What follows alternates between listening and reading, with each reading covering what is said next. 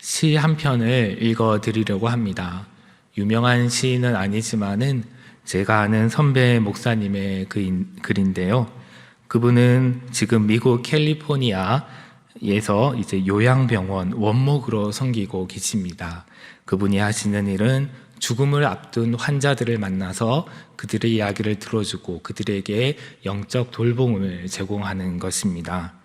이 이야기에는 그분이 49세의 한 여성, 실리콘밸리의 여성 엔지니어를 만난 이야기가 기록되어 있습니다. 실리콘밸리는 여러분 잘 아시는 애플이나 구글이나 페이스북이나 이런 그런 IT 기업들이 모여 있는 곳으로서 실리콘밸리의 이 엔지니어라는 것은 이 여성이 엘리트고 매우 성공한 삶을 살았음을 알려주고 있습니다. 이제 읽겠습니다. 붉어진 나무를 보니 마음이 붉어지고 눈가도 붉어진다. 49세 실리콘밸리 여성 엔지니어, 치료를 포기하고 호스피스를 결정, 내 환자가 되었다. 어제 죽었다. 첫 만남 때 건네는 흰 웃음은 꽃처럼 고왔다. 기계음 가득한 곳, 사이먼 앤 가펑클 노래를 들었다. 그녀의 눈에서 소낙비가 쏟아졌다. 툭 던지듯 물었다. What do you want? 당신은 무엇을 원하십니까?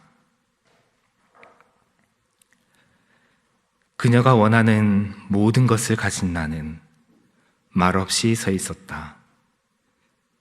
운전을 하고 푸른 하늘을 보고 라면을 끓여 먹고 커피를 마시고 나무 아래서 책을 보고 푸른 가을달을 쳐다보기도 하고 테니스도 친다. 나에게 묻는다. What do you want? 너는 무엇을 원하는가? What do you have? 너는 무엇을 가지고 있는가? 무엇을 원하는가? 이것은 매우 단순하지만은 대답하기가 쉽지 않은 질문입니다. 대답이 쉽지 않은 이유는 그만큼 우리 내면에는 복잡한 갈망들이 존재하기 때문입니다. 그리고 그 갈망들 속에서 정말 내가 원하는 것이 무엇인지 사실 자신도 모르는 때가 많기 때문입니다. 살아있다는 것은 갈망한다는 것입니다. 사람은 태어나면서 갈망하는 존재로 태어납니다.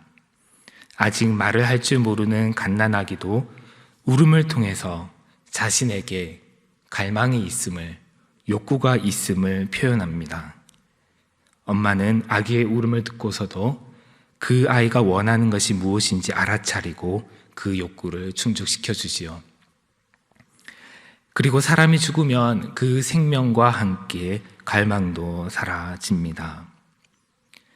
그래서 죽는다는 것은 갈망하기를 그친다라는 것과 다름 아닙니다. 이처럼 사람들은 일생을 갈망과 더불어 살아갑니다.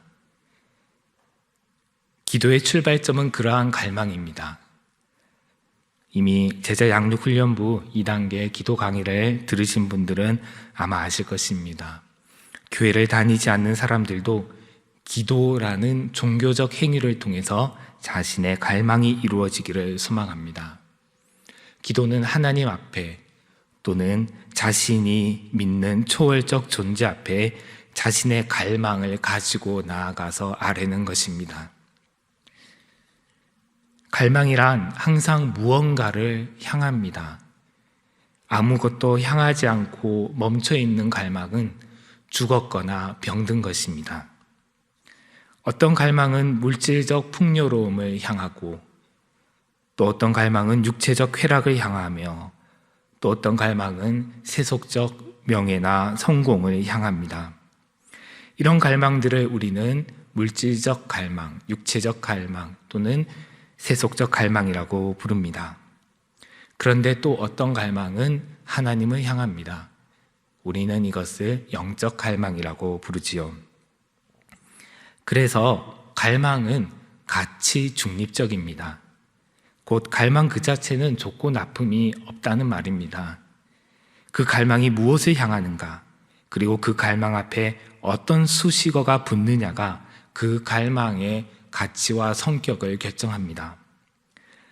좋은 갈망이든 그렇지 않은 갈망이든 사람들은 이러한 다양한 갈망들 때문에 기도를 시작하고 기도 중에 그 갈망을 쏟아놓습니다. 오늘 읽은 본문에는 그렇게 예수님께 나아가서 자신의 갈망을 표출한 사람들의 이야기가 나옵니다. 그들은 예수님의 제자 야고보와 요한이지요. 이들은 다른 제자들의 눈을 피해 조용히 주님을 찾아가서 선생님, 우리가 요구하는 것은 무엇이든지 해주시기 바랍니다 라고 말했습니다.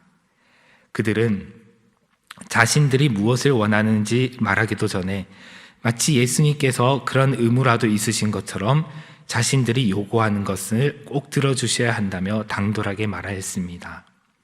36절에 주님의 대답이 담겨져 있습니다.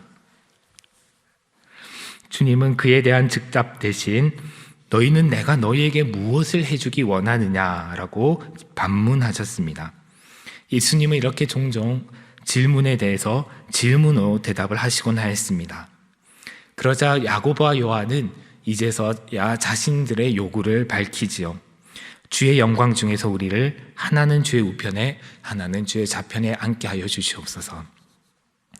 여기서 주의 영광 중에서는 당신의 영광스러운 나라에서로 번역할 수도 있습니다.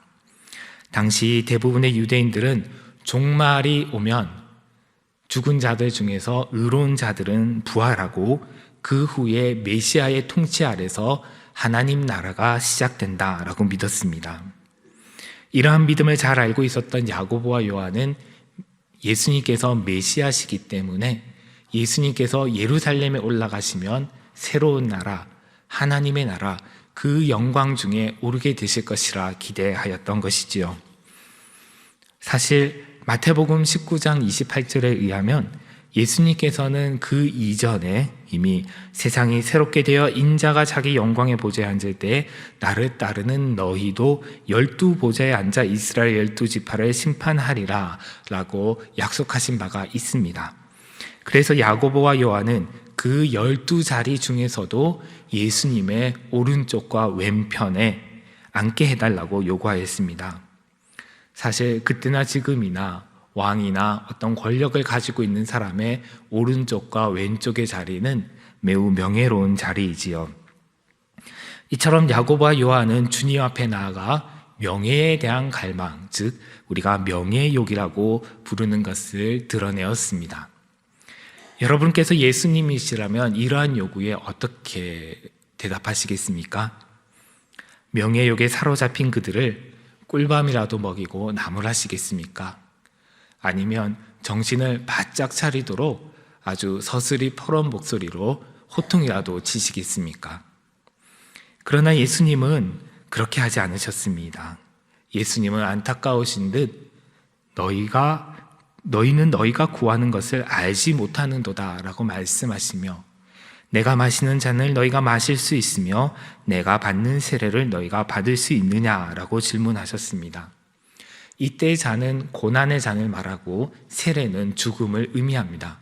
그러므로 곧 너희는 나와 같이 고난을 겪으며 나와 같이 죽을 수 있느냐라는 질문이죠.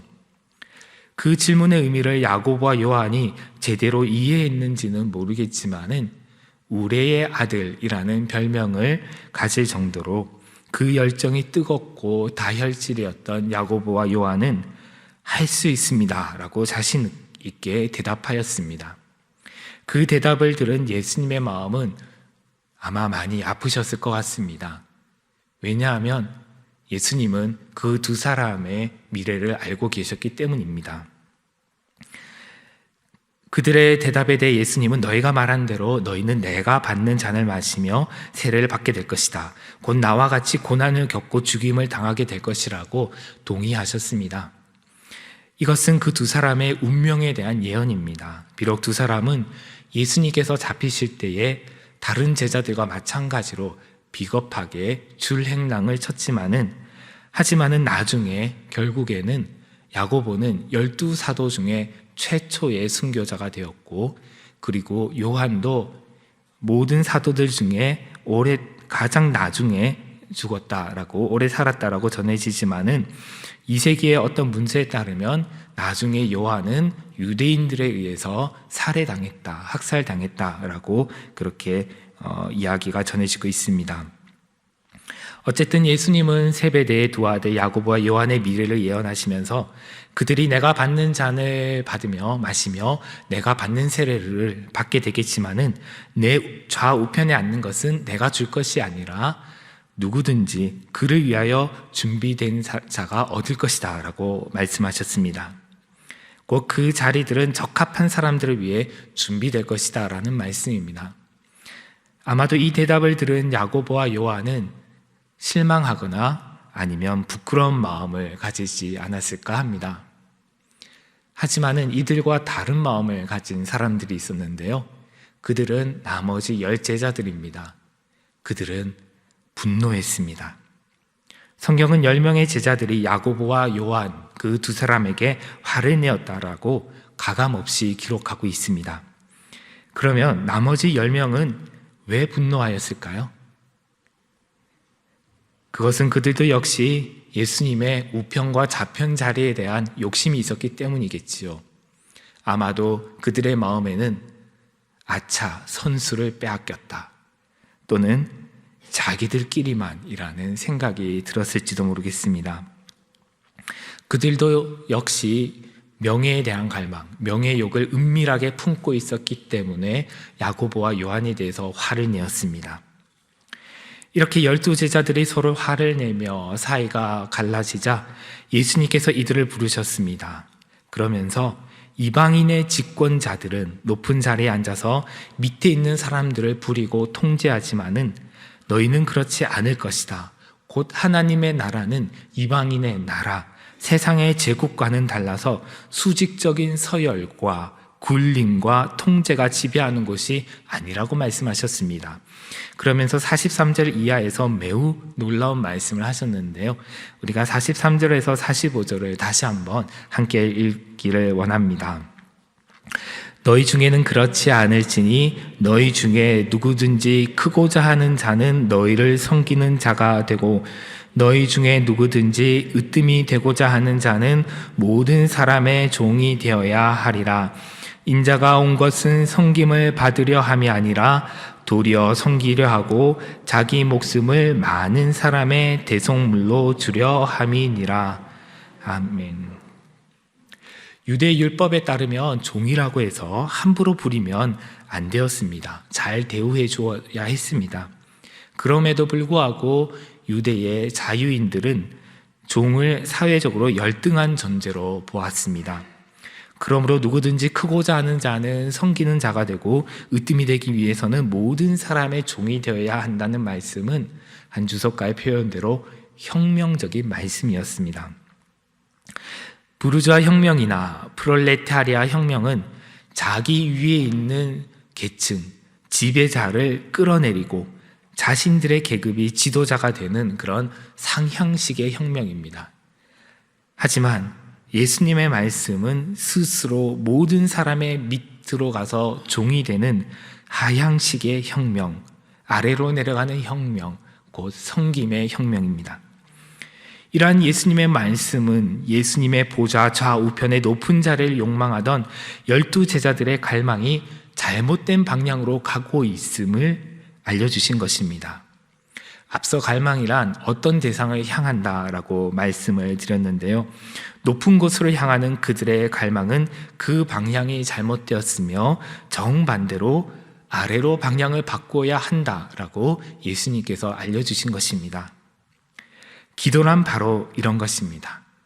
주님께 우리의 갈망을 말씀드리는 것, 그것이 내가 보기에 좋은 것이든 좋지 않은 것이든지 간에 상관없이 주님께 나의 가슴을 끌어오르게 하는 갈망이 무엇인지 솔직하게 말씀드리면 주님은 그 갈망의 방향을 바로 잡아주십니다. 우리의 갈망이 잘못된 방향으로 나아가고 있다면 바른 방향으로 바꿔주시고, 이미 좋은 방향을 향하고 있다면 그 갈망이 그치지 않고 힘있게 지속될 수 있도록 도와주십니다.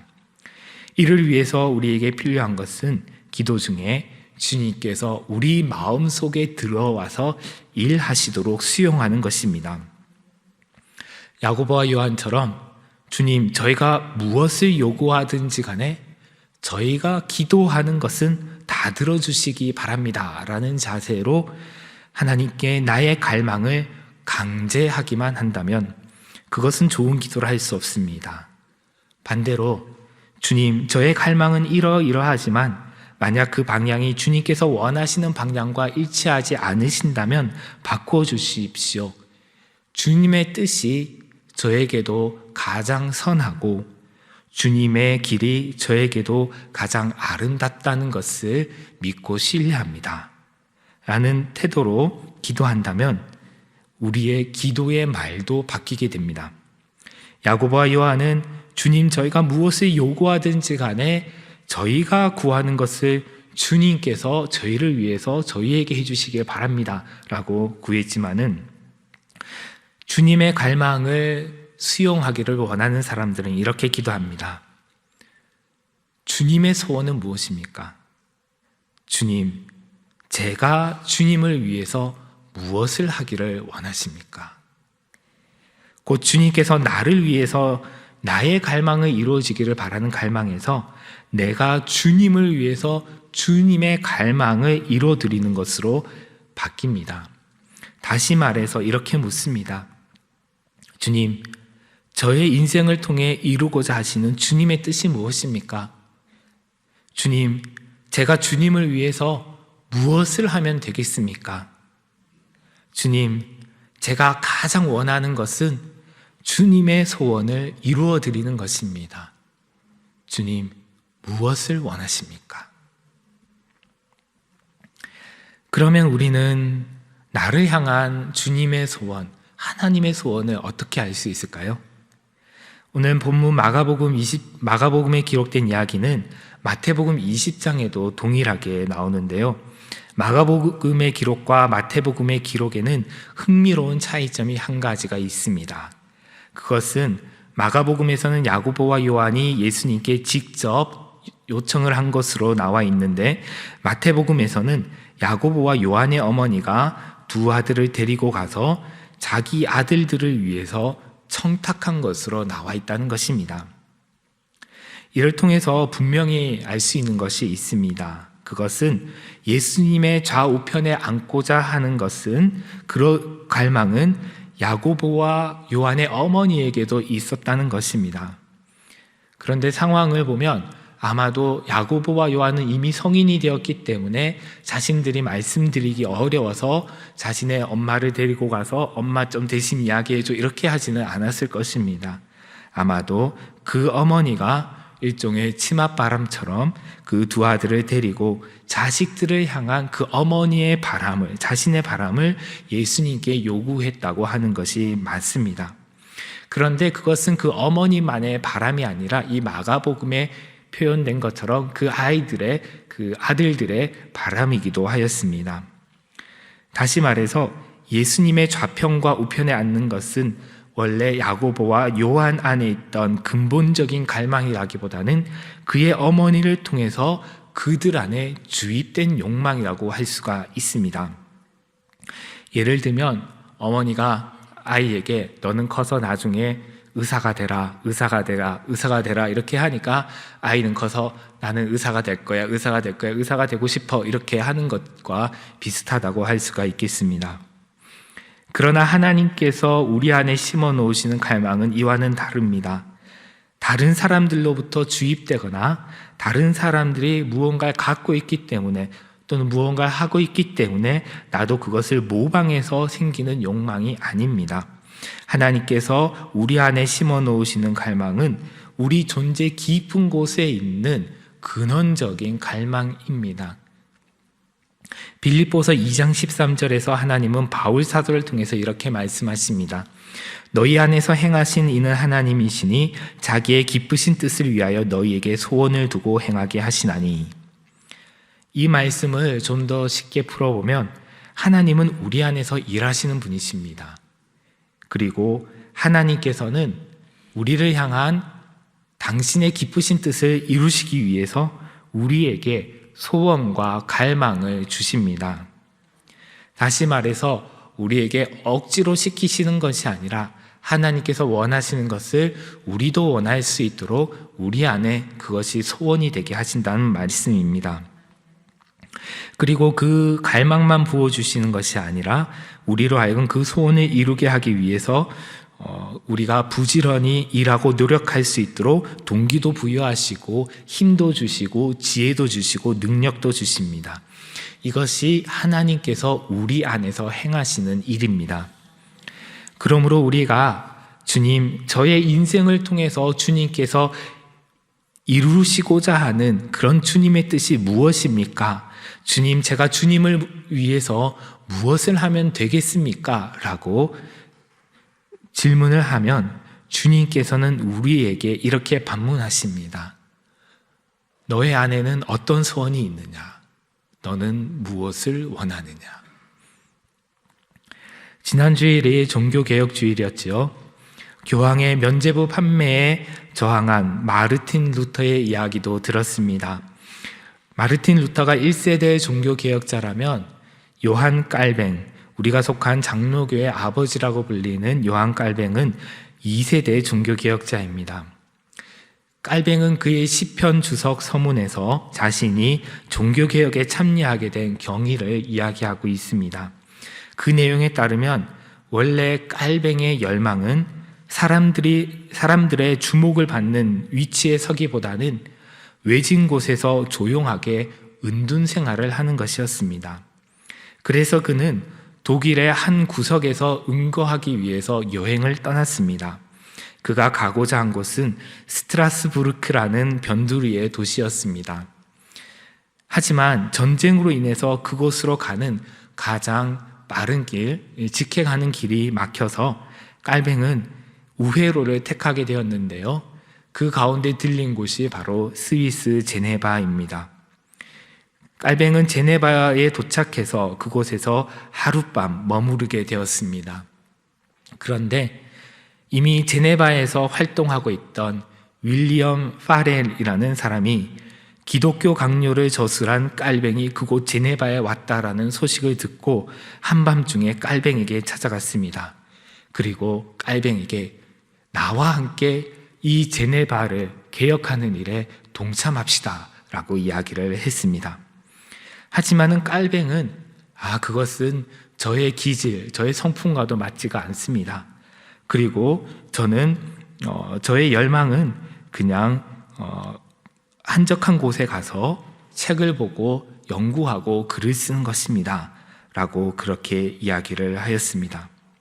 그러나 파렐은 포기하지 않았습니다. 그는 강권을 넘어서 만약 깔뱅이 제네바를 개혁하는 이 중요한 일을 거절하고 떠난다면 하나님께서 은거하며 평온히 공부하고자 하는 그 깔뱅의 계획과 삶을 저주하시기 바란다 라고까지 말하였습니다. 이 말에 깔뱅은 굉장한 충격을 받습니다. 그래서 그 제네바에 머무르면서 윌리엄 파렐과 함께 개혁에 동참하게 되었습니다. 하지만 원래 개혁은 저항이 있지요. 제네바 내에 개혁에 저항하는 이들의 반대와 핍박이 매우 거셌습니다. 그로 인해서 얼마 후 깔뱅은 원래 이것은 내가 원하던 삶이 아니야 라며 자신이 원하던 대로 은둔의 삶으로 들어가기로 다시 마음을 먹었습니다. 하지만 이번에는 마르틴 부처라는 다른 개혁자가 깔뱅을 붙잡았습니다. 그는 특히 제네바를 떠나려는 깔뱅을 다시스로 향하려는 요나 선지자에게 비유하였습니다. 이에 깔뱅은 자신의 의지와는 상관없이, 자신의 열망과는 상관없이 많은 사람들 앞에서 개혁을 이끌게 되었지요. 하지만 그 시편 주석 서문의 말미에 보면 깔뱅은 비록 자신이 이렇게 자신의 의지와 상관없이 개혁 작업을 시작하게 되었지만은 자신에게는 교회를 교화시키는 것, 즉 하나님의 말씀을 가르쳐서 교훈하고 고치고 새롭게 하는 것, 그것이 가장 중요하고 하나님께서 그러한 열망을 자기 마음 가운데 심어주셨다라고 고백하고 있습니다. 꼭 그리스도인들을 가르쳐서 교회를 깨끗하게 하고 성숙하게 하시려는 하나님의 열망을 자신의 열망으로 삼은 것이다 라고 말할 수가 있습니다. 좀 더 정확하게는 한적한 곳에서 연구하고 글을 쓰고자 하는 그의 바람보다 그의 내면 가장 깊은 곳에 심겨진 하나님의 열망, 곧 중세에 타락하고 더럽혀진 무너져가는 교회를 고치시고자 하는 그 주님의 열망을 그가 발견한 것입니다. 그랬기 때문에 그는 끝까지 제네바에서 교회 개혁 작업을 할 수가 있었습니다. 그리고 그 유산을 받아서 지금 우리가 속한 장로교회가 형성이 되었습니다. 최근 위드 코로나로 1단계로 전환되면서 예배 인원을 포함한 각종 거리두기 지침들이 완화되었죠. 그리고 앞으로 단계적으로 더 완화가 되면 더 많은 분들이 예배당으로 돌아와 예배를 드리실 수 있게 될 것입니다. 이것은 매우 반갑고 기쁜 일이 아닐 수 없습니다. 하지만 제 마음에는 걱정되는 점도 있습니다. 그것은 우리가 코로나 이전과 여전히 똑같은 모습으로 이 자리에 모여 앉아 있으면 어떡하시라는 마음입니다. 아마 기억하시는 분은 별로 없으시겠지만은 저는 지난 8월 마지막 주일에 찬양 예배 때 내 집을 고쳐라 라는 제목으로 설교를 한 적이 있습니다. 코로나19 대유행으로 교회 성도님들이 잘 오시지 못하는 기간 동안 우리 교회는 맡으신 분들이 많이 수고하셔서 이곳저곳 퇴락한 부분을 많이 고쳤습니다. 잘 아시듯이 노후화된 본당 조명과 카펫을 교체하였고 또 지금은 엘리베이터 교체 작업도 잘 진행되고 있습니다. 이외에도 수리하고 고친 부분들이 많을 것입니다. 이렇게 교회 건물은 고치고 수리하고 있지만은 성령의 전이라고 불리는 우리 자신은 어떻습니까? 우리는 지난 코로나 시기 동안 우리 자신의 성전을 얼마나 부지런히 고치고 청소하였습니까? 사실 코로나로 인해 교회 문이 닫힌 것이 하나님의 뜻인지 심판인지 아닌지는 그 누구도 확신을 가지고 말할 수가 없습니다. 한 가지 분명한 점은 있습니다. 그것은 하나님께서는 오늘날 퇴락하고 더럽혀진 한국 교회가, 한국의 그리스도인들이 이 코로나19를 계기로 자신을 고치고 새롭게 되기를 원하신다는 점입니다. 여러분, 하나님의 그 소원이 나의 마음에도 와 닿으십니까? 오늘 설교를 시작하며 읽어드린 짧은 글에서 한 목사님은 세상을 떠나기 직전에 한 사람이 원하던 평범한 일상을 누리고 있는 나는 과연 무엇을 원하고 있는가 스스로 질문하였습니다. 이 질문을 오늘 밤 우리 자신에게 던져보기를 원합니다. 나는 무엇을 원하는가?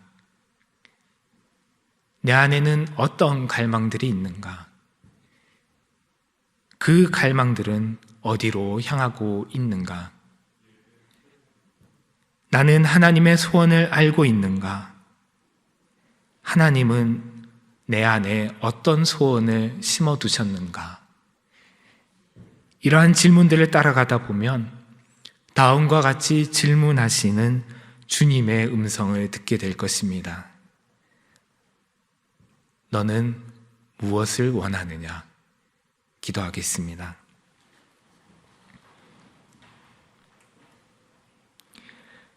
저희 안에 소원을 두고 행하시는 주님, 헛된 것들을 향하는 저희들의 갈망을 바로잡아 오직 저희 인생의 궁극적 목표이자 전부이신 주님께로 향하게 하여 주시옵소서. 주님의 소원이 저희의 소원이 되게 하여 주시옵소서.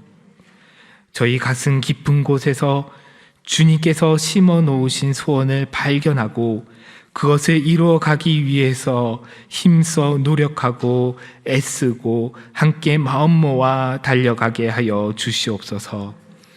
예수님의 이름으로 기도드립니다. 아멘.